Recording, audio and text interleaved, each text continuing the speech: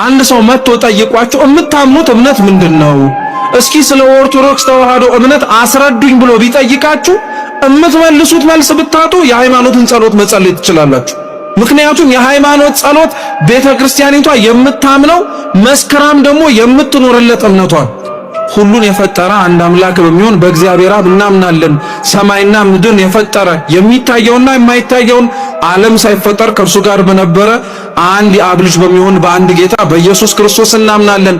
ከብርሃን የተገኘ ብርሃን፣ ከእውነተኛ አምላክ የተገኘ እውነተኛ አምላክ፣ የተወለደ እንጂ ያልተፈጠረ፣ በባህሪው ከአብ ጋር የሚተካከል ብለን እስከ መጨረሻይቱ የሙታንንም መነሳት ተስፋ እናደርጋለን።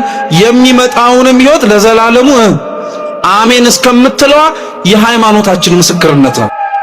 ብዙ ሰው ግን በነገራችን ላይ ምንድነው የምታምነው እስኪ ስለ ሃይማኖት ንገረኝ ተብሎ ሲጠየቅ ግን የሃይማኖት ጸሎትን ወይም ጸሎት ሃይማኖት መልስ አይመስለው።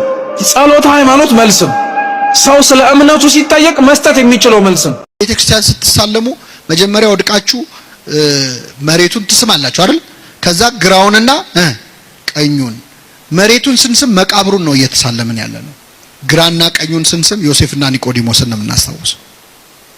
አባቶቻችን ቅዳሴ ላይ ሲቀድሱ ንፍቁ ካህንና ሰራዩ ካህን ጸሎት ሲያደርጉ ምንድነው የሚለው? ሰራዩ ካህን ዋናው ካህን ምንድነው የሚለው? ጌታ ሆይ እኔንና ይህን አብሮኝ የሚቀድሰውን ካህን ስጋህን እንደገነዙ እንደ ዮሴፍና እንደ ኒቆዲሞስ አድርገን ይላል። የሕማማት ቀን ደግሞ ብትገቡ ቤተ መቅደስ ታያላችሁ ተአምር።